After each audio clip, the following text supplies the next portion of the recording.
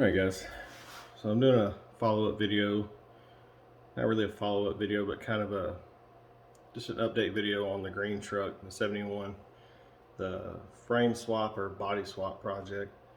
I did actually plan on doing a video before I sold it, kind of explaining what I did, what everything cost, how long it took, how many days a week was I working on it, things like that, just to kind of give somebody an idea of what they're getting themselves into. I actually had never done anything like this before. Never welded anything before, not anything like serious welding. I mean, maybe some little stuff, but nothing, like maybe playing around. Didn't own any of well, I had tools. I just didn't have any. Didn't have a welder. I didn't have a engine hoist, cherry picker. I didn't have any sheet metal skills, anything like that. So pretty much, when I started the project, it was supposed to be something my dad and I were supposed to do together, and he didn't. He works different hours than I do. He works weekends. I don't. My off day at the time was Tuesday, Saturday, Sunday. His off day at the time was Sunday and Monday. So wasn't really, Sundays he wasn't really trying to do that. So I ended up doing it myself. I bought the truck back in November of 20. Yeah, November 20, because I got COVID like I think it was like right before Thanksgiving. I got COVID right after Thanksgiving.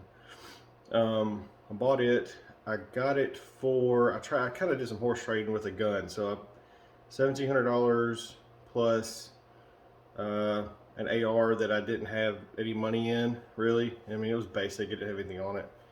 So probably like $2,300 probably is what I paid for the truck. It was a long bed.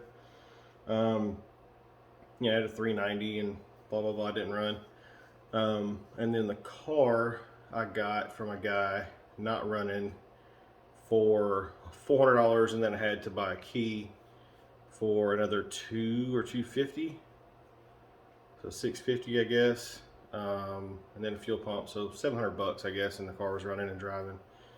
It had been run off in a ditch. It hydroplaned. His son was driving it and ran off in a ditch and ripped the power steering line off of it and bent the radiator support bracket that goes under the bottom. It's got 2 bolts on either side, which when you do this swap you have to move that anyway, so it didn't matter. So I was in the, let's just say I was in it for $3,000 for the just the truck and the car. Then I bought a welder. So bought an Eastwood 135 with the cart and the helmet and the gloves, the whole nine, like everything I needed minus a bottle. I think it was like $500 or something like that, like $550 shipped. Maybe more, maybe less. They're cheaper now. They're like $300 now, but got that, and then I had to buy a bottle. Now, what I didn't know was that usually people run an 80-pound bottle, or 80 cubic feet, or however you say it. And I bought a 40, which is knee high. I didn't realize that was, I mean, I knew what I was getting because I was there, when I ordered it. I knew it was like $220, whatever filled or whatever, and I figured that's all I needed. That wasn't the case. That tank, I worked on the truck 3 days a week. I filled it up once a week. The first time was a little different because I had it turned up too high. I looked at the wrong side of the gauges, the small numbers and big numbers. I looked at the wrong part of the gauge and had it up too high. So get an 80 cube bottle. If you're starting, if this is new to you and you're fixing to start, and this is the video you're watching, get an 80. Don't get a 40. A MIG is good. What I ended up doing was using flux core. So I did the stuff that you would see with MIG, well, gas. It's all MIG, but I did the stuff that you would see with gas. The stuff that was underneath everything that you wouldn't see and like finishing stuff up was flux core. It works fine. It's a little messy, but it worked. I mean, I don't enjoy using a flux welder, but it worked. Or flux core. So with that all said, so say just say 3,500 just to make it an even number, and then another 200 for metal, which I bought too much of. So I bought 1x, I bought 2x, and then I bought 2x4. So 1x1, 2x2, and then 2x4. And I bought too much. I bought 20-foot sticks of it, and I didn't need that much. That was $200. So 3,700. 5x10 16 gauge sheet metal. I paid $100 cash for that. I don't know if it was under the table or what was going on with that, but you know, the guy sold it to me, and that was it. I would probably not go with 16 gauge again. I would probably go with 18 for, like, you know, I mean, 16 gauge will work. It's just when you're doing filler panels and stuff like that, it's not pliable. You're not gonna, you can make a line on the back of the metal, take your cutoff wheel and just kind of make a little light cut, not a cut, but like a groove, and bend it to however you want to, you know. But it's not like when I made the roll pan, the front roll pan on that truck. Now it's got a 2x4 welded to the frame rails of steel behind that 16 gauge roll pan. So if you hit somebody with that thing, I mean, you go right through them. I mean, it was stout, but it was hard to bend. I know a lot of guys are using 18 gauge for their rear roll pans and stuff like that. So I would go 18 gauge. So we're about 3,800. So I'm just kind of going through materials right now. Cherry picker was $200. Miscellaneous stuff, so let's just say $4 grand. Wheels and tires were $1,000, so $5 grand. I bought some random like stereo stuff and panels and, like, you know, made door panels, and so I bought headlights for a Jeep, LED headlights, LED tail lights. Those were expensive. Those were almost as much as the headlights were. I think the headlights were $100. I think the tail lights were probably $100, like $75 or $100, something like that. I used all of the Crown Vic wiring. So the Crown Vic headlights, there's an adapter you can buy for those headlights. It's like an H4 to, I don't know what it was, but I mean, there's an adapter wire for it. I had to modify the harness on the front headlights. I had to cut it and modify it a little bit. Kind of vague. It's probably a video on it that on my channel, but I did have to modify that. And then the taillight harness, the factory taillights on the F100, I believe, are 2-wire. It's got a ground, and then I think it's got a power, hot and power, and it's got a ground for like a signal light or something. I think it's a 2-wire, and the car's a 3-wire. But what happened was when I bought the LED panels from, who did I get that from? Dennis Kirk? No, might have been Dennis Kirk. Anyways, I bought those panels, and I just cut the plug off the panel, like the, you know, where it pretty much, the way that LED panel is, it snaps into the socket in the factory F100 taillight. It just pushes in and snaps. It's just one socket, and that's it. But these had 3 wires going into that socket, into the factory harness, to 2 wires. So what I did was I just cut the socket off of the LED taillight harness that plugs into the factory Ford plug, and wired that straight into the car wiring harness. And I mean, each wiring harness on either side unplugs the taillights. So I mean, I just spliced them together, used some heat shrink, and then just plug them in, you know, plug and play. So I think, and the wheels and tires were American Muscle, like 18x8, 18x9, something like that. I think they were like $1,000 for tires, give or take. Those weren't bad. I had a piece of paper here a while back. It had everything written down. I think it was like $6,800 is what I had in the whole truck. All the materials, buying a welder, buying a cherry picker, all the stuff to build the truck with.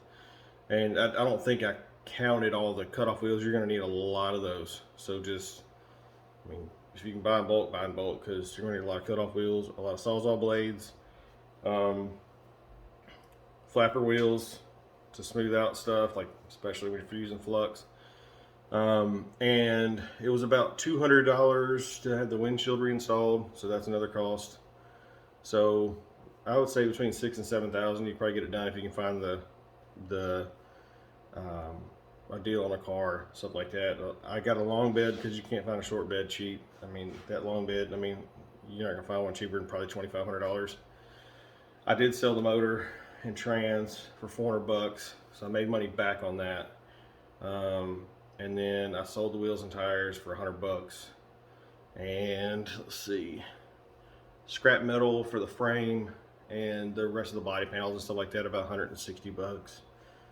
So I made money back, but I would say, like I said, between $6,000 and $7,000, you can buy all the materials, buy all the tools, and if you have a garage and some know-how and some basic tools already, $665. If you don't buy the wheels, if you don't buy aftermarket wheels, you can probably do it for under $6. But it's a lot of work. I was all, like I said, Tuesdays, Saturdays, and Sundays were my off days. And Tuesdays, Saturdays, and Sundays, every single week for 7 months, I worked on that thing all day. From cutting it up to everything else. And it was fun, but when I got done with it, it was kind of like I had to scratch that itch. Like I was done, and that was it. That's why I sold it, because I drove it for a couple of months, and people, walking up to me every time I go somewhere, trying to look at the truck, trying to talk about the truck. Snapping necks left and right. It's if you want to get some attention, then do the body swap. You know what I mean? Everybody loves an F100 anyway, but it was an attention getter. But going back on that, I only drove it for a couple of months. It had air conditioning. I kept the factory air and stuff because I just did a body swap. So, I used the firewall. Of course, I used the truck dash, which that was pain, but got the AC to work. I bought vintage air hoses and the little under dash kit and all that stuff. Not a kit, but just like the vents. It was like $100, and plugged everything into the factory air conditioning box and stuff. So the blower box, I just cut it in half. Where the big door is, in the middle of the box, you got defrost, floor, all that stuff. It all goes all over the place. There's these things that these lines you can pull out, these plastic tubes you can just pull out of there. And then I literally, where that big flapper door was, just cut it straight off. And then I put a piece of ABS, plastic welded it in there, and then ran 4 hoses off and ran those to the vents for air conditioning. So it had AC, but putting that truck dash in there was hard. I had to cut the steering column bracket that goes on the driver's side. It goes out like that. Then it goes across. I had to cut all that stuff off except for the top part of that bracket on the left side. And then I bolted there's like a little brace on the top of the steering column. It's like a little flat piece that it's like a spring. It's got a piece of rubber on it, and it's like, it gives a little. I put a bolt through the top of the firewall and bolted it in. So it was sturdy. Put aftermarket steering wheel, all that stuff on it. But it was a lot of work. It was a lot of fun at the time. It was a lot of work, and I don't think I'll be doing another one. And the big thing is, we're trying to move to Florida. We're up here close to Memphis. We're in Mississippi, but it's like right next to Memphis. And, I've got an acre and a quarter. I've got two car garage, plenty of room in the driveway. Where we're moving to, I'd be lucky to have a 1-car garage. It could change, but if that was the case, then maybe I would build another one. But I think if I did, I'd probably try to find a Marauder or something like that, but those are kind of expensive. So it's kind of in the air whether I would build one again. When you get it put together, they're fun to drive. They just don't expect them to have a lot of power, because it's a 4.6, it's a 2 valve, so you're not going to be winning any races. Um, you know, it's fun to drive. It handled really well. I mean, because it's lighter than the Crown Vic, of course. So, you know, it actually handled pretty flat. Um, and, you know, it's probably something that I'll look back on, you know, because I mean, people still ask me about the truck. I mean, it's going to be something that I'm going to remember for sure. Because I mean, it was a big job, big deal, big, you know. I mean, people might disagree with me on that, but for me, I mean, I've done basic stuff. I mean, you know, I do all my own work on my stuff, but I don't go that far. That was a lot of work. Um, it was worth it, you know. I mean, I made money on the truck. The guy that bought it from me tried to turn around and sell it for like 20 grand or something. I don't know what he was. It didn't have anything in it that it was a frame swap or anything like that. I don't know if he was trying to pass it off as a regular like f100 that had been modified. I have no idea. I never found out if it was sold or not. But anyways, so yeah, I guess that's all I got. I mean, it was a fun truck. It was a fun little project or whatever. Don't know if I want to do another one. I think I'd probably go into something different, you know, maybe like a Corvette card or something like that. But kind of want a boat now. But yeah, it's just kind of a recap on everything. You know, I mean, 5 to 7 grand, you can build one yourself. I mean, that's like I said, that's with buying everything. Maybe now things might get a little crazier. You know, maybe Crown Vics are getting a little higher because, you know, because of Cletus and stuff like that. But you can still find deals. You just have to look, and it doesn't have to have the car doesn't have to have a title. That's one thing that I don't think I said. The car doesn't necessarily have to have a title. Now, I'm not saying go steal a car. I'm not saying that. I'm saying you know, get some of these cars from, you know, these Cletus and cars, or not Cletus and cars, but like these, you know, races he does with Crown Vics and stuff like that. I've seen people advertising them as the cars from Cletus, and he's selling them, running and driving, a little bit of damage for like $1,000, no title. So they're out there, but I think if I was to do another one, I would probably have to do either a Marauder. If I was going to do the whole body swap thing again. Now the body swap thing, if you can do the frame swap, if your cab floor is good and it's solid, and you got a short bed, well, it doesn't matter if you have a short bed. You can shorten the long bed. I would probably, unless you just want it to be slammed on the ground, I would probably go the route of just doing the cab mounts and mounting the cab to the frame and go on that route. It's gonna be sitting higher, but it's a lot less work, a lot easier to line up. You know, there's going to be a gap in the dash. Like, that's why my truck sat so low, is because I trimmed the firewalls to the point where there's only about an inch gap, if that. Well, it may have been a little more than that, but I had the way I put the truck dash in, it kind of covered that up. But it was like a 4-inch drop. It's like a 4-inch body drop. So, I mean, I had to put turnbuckles on the bed sides to push them out so the wheels would fit. That's probably something I probably would have went with 8s in the back again. Man, it looked good, but those 9s on the rear, I mean, I had to cut a whole bunch of stuff out of the back of that thing to make those fit. So, but anyway, that's pretty much it. If you got any questions, like if you're thinking about doing this yourself, just holler at me. I still check my comments. I mean, I may not be posting videos all the time and stuff like that. I may start doing some Florida videos, but I don't know if I'm gonna do it on this channel or whatever, like prepping for Florida and like what we're doing, what we're getting rid of, things like that. But I still check this.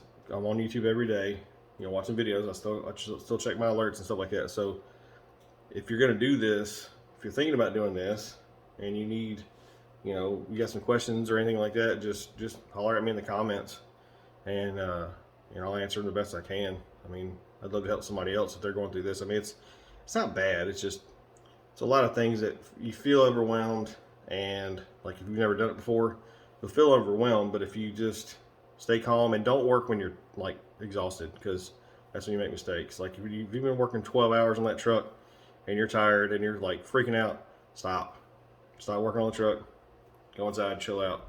I would make mistakes because of that. I would be 10 hours in, I'd be absolutely exhausted. I'm like, why can't I get this to fit? Why is this not working out? I had it almost right earlier and now I can't figure it out. It's because I was tired.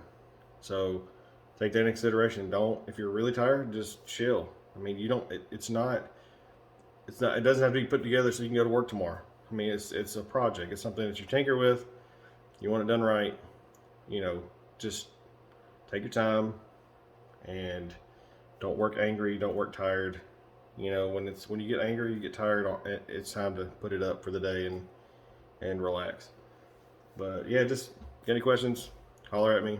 And until next time, see you guys later.